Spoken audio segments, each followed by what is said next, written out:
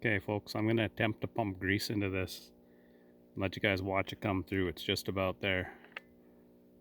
Hopefully my grease gun nipple will stay on its own.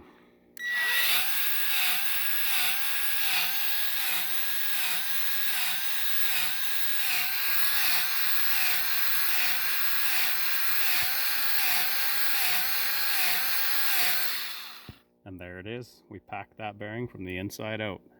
If we look underneath, just had to balance the grease gun there.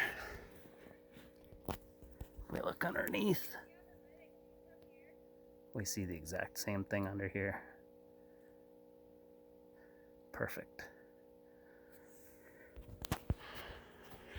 Now I can install the grease seals.